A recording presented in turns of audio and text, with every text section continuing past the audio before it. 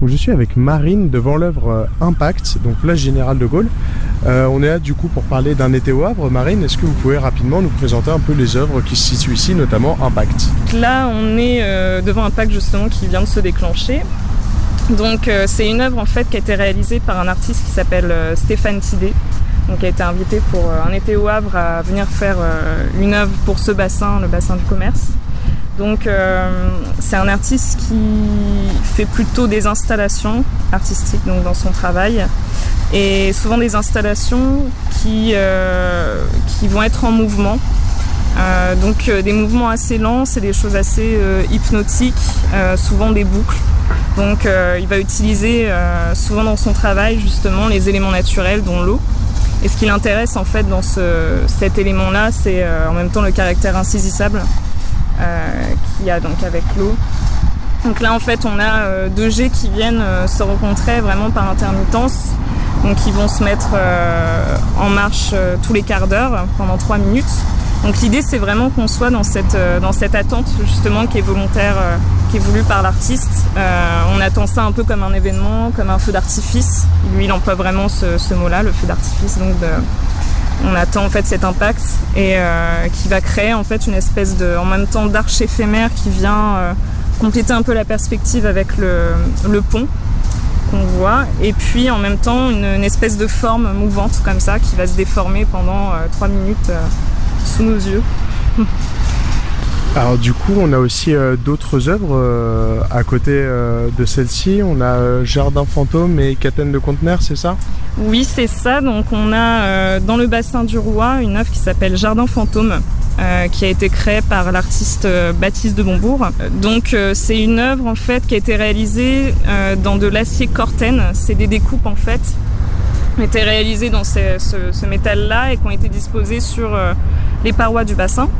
Donc l'intérêt en fait de ces deux œuvres, c'est qu'elles sont en fait très sensibles à leur environnement. Donc selon aussi la marée haute, la marée basse dans ces bassins-là, elles vont s'activer ou on va pas pouvoir les voir.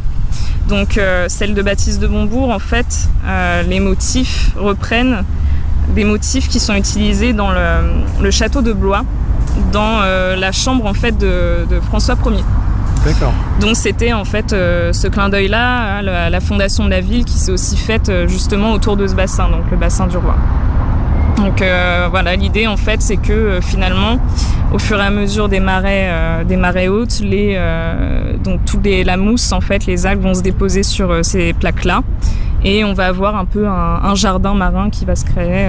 Très bien. Et puis Catène de conteneurs aussi. Ouais. Avec, ouais. Qu'on connaît bien, ça fait 1 an je crois qu'il est installé. Oui, en fait les 3 sont installés depuis 1 an. Après c'est vrai que Catène de conteneurs on la voit très bien, donc c'est un peu devenu l'emblème. Donc pour celle-ci, donc, c'est une œuvre qui a été réalisée par Vincent Ganivet.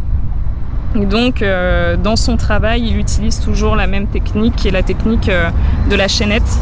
C'est une technique qui est utilisée en fait en architecture, dans laquelle on laisse pendre une chaîne, et les rapports de force en fait d'équilibre qui vont se créer, on va les utiliser pour reconstruire donc des arches.